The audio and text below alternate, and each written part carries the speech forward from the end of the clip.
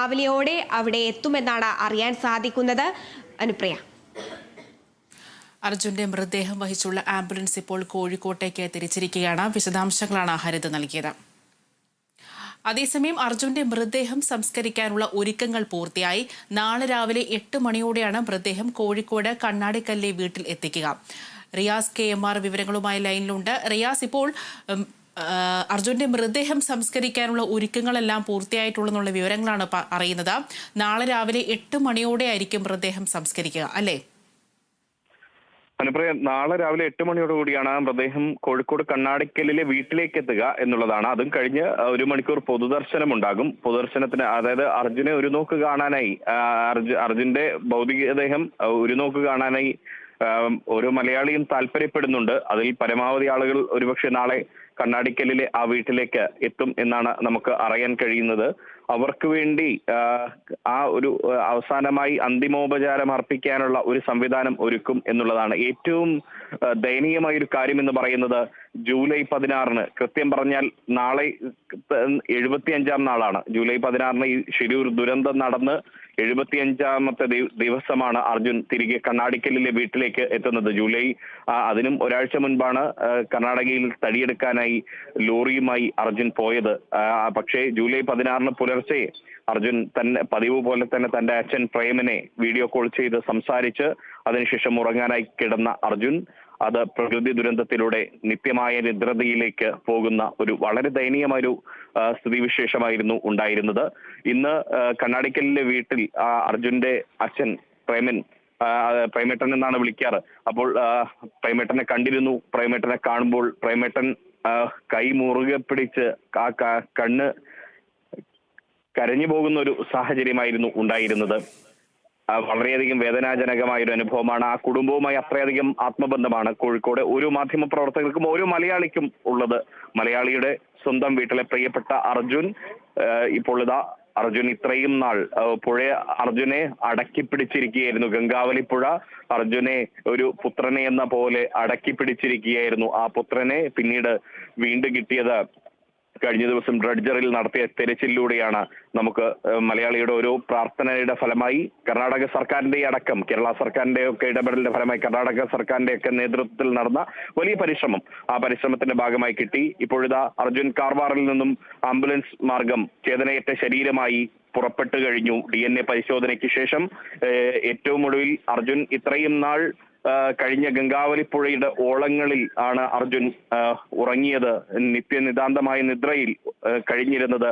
ആ നിത്യനിതാന്തമായ നിദ്രയിൽ കഴിഞ്ഞ ആ ഗംഗാവലിപ്പുഴയുടെ ഓളങ്ങളെ സാക്ഷിയാക്കി ഏതാനും നിമിഷം അർജുന്റെ ചേതനയേറ്റ ശരീരം അവിടെ നിർത്തും. ആ ആംബുലൻസ് അവിടെ നിർത്തും.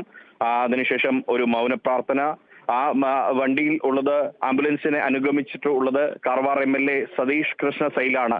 ഒരുപക്ഷെ ഒരു മലയാളിയും പറയുന്നത് പോലെ കേരളത്തിന്റെ 141-ാമത്തെ MLA എന്ന് നമുക്ക് പറയാം. അത്രയധികം അർജുന് വേണ്ടി പ്രയത്നിച്ച കാർവാർ MLA സതീഷ് കൃഷ്ണ സൈലുണ്ട്. മറ്റൊന്ന് എടുത്തു പറയേണ്ടത് മഞ്ചേശ്വരം MLA AK അഷ്റഫാണ്. അദ്ദേഹവും ഈ കർണാടക സർക്കാരുമായും കേരളവുമായുള്ള ആശയവിനിമയം എളുപ്പമാക്കിയത് കന്നഡ ഭാഷ നന്നായി അറിയാവുന്ന AK അഷ്റഫാണ്.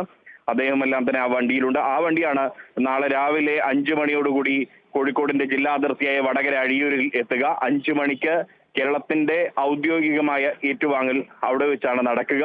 കേരളത്തിന്റെ വനം മന്ത്രി AK ശശീന്ദ്രനാണ് ആ മൃതദേഹം ഏറ്റുവാങ്ങുക. തുടർന്ന് അവിടെ നിന്നും ആംബുലൻസിൽ തന്നെ പൂളാടിക്കുന്നിലെത്തും. പൂളാടിക്കുന്നിൽ അർജുനൊപ്പം ജോലി ചെയ്തിരുന്ന അർജുന്റെ പ്രിയപ്പെട്ട സഹപ്രവർത്തകർ, ലോറി ഡ്രൈവർമാർ, അർജുന് വേണ്ടി പ്രാർത്ഥനയോടെ കാത്തിരുന്ന മലയാളികളിൽ അർജുന് വേണ്ടി നിരന്തരം ശബ്ദിച്ചവരിൽ ആ ലോറി ഡ്രൈവർമാർ ഉണ്ടായിരുന്നു. ആ ലോറി ഡ്രൈവർമാർ ആംബുലൻസിൽ അർജുന്റെ മൃതദേഹത്തെ ആംബുലൻസിന് പിന്നാലെ അവരുടെ വാഹനങ്ങളിൽ അനുഗമിക്കും.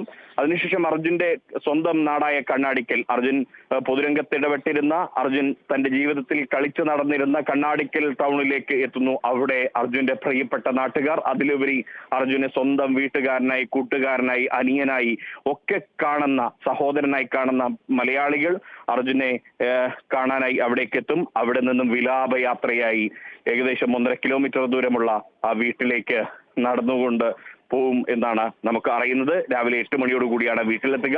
വീട്ടുമുറ്റത്ത് അവസാനമായി അർജുൻ വരും. അർജുന്റെ അച്ഛൻ പ്രേമനും അമ്മ ഷീലയും സഹോദരങ്ങളായ അഞ്ജുവും അഭിരാമിയും അഭിജിത്തുമെല്ലാം അന്ത്യചുംബനം നൽകും. ഒപ്പം തന്നെ അർജുനായി നിരന്തരം ഷിരൂരിൽ പ്രയത്നിച്ച സഹോദരി ഭർത്താവ് ജിതിനടക്കമുള്ള ബന്ധുക്കൾ എല്ലാവരും അന്ത്യചുംബനം നൽകി അർജുനെ യാത്രയാക്കും. അർജുൻ ജീവിതത്തിൽ സമ്പാദിച്ച പണം സ്വരുക്കൂട്ടി വാങ്ങിയ സ്ഥലത്തിന് തൊട്ടരികെ വീടിനോട് ചേർന്ന് അർജുന് അന്തിയുറങ്ങാനുള്ള അന്ത്യവിശ്രമത്തിനുള്ള ഒരു സാഹചര്യമാണ് ഒരുക്കുന്നത്. അതിനുള്ള എല്ലാ അന്തിമൊരുക്കങ്ങളും ഈ രാത്രിയിൽ പൂർത്തിയായി കഴിഞ്ഞിരിക്കുന്നു. അതിനുള്ള സജ്ജീകരണങ്ങളെല്ലാം തന്നെ ക്രമീകരിക്കപ്പെട്ടു. നാളെ പ്രിയപ്പെട്ട അർജുൻ ഓർമ്മയാവുകയാണ്. അനുപ്രിയ.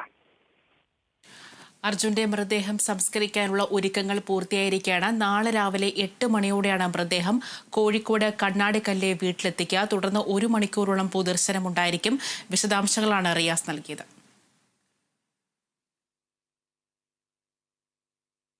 CPIഎമ്മിന് മറുപടിയുമായി PV അൻവർ MLA. പാർട്ടിയിൽ നിന്ന് പുറത്താക്കിയത് അറിഞ്ഞിട്ടില്ലെന്ന് PV അൻവർ പറഞ്ഞു. ബന്ധം അവസാനിപ്പിച്ചുവെന്ന് MV ഗോവിന്ദൻ പറഞ്ഞാൽ അവസാനിച്ചല്ലോ എന്നും അൻവറിന്റെ മറുചോദ്യം. ജനങ്ങൾ ഒപ്പമുണ്ടെങ്കിൽ പുതിയ പാർട്ടിയെക്കുറിച്ച് ആലോചിക്കും. ജനം അതിന് തയ്യാറുണ്ടെങ്കിൽ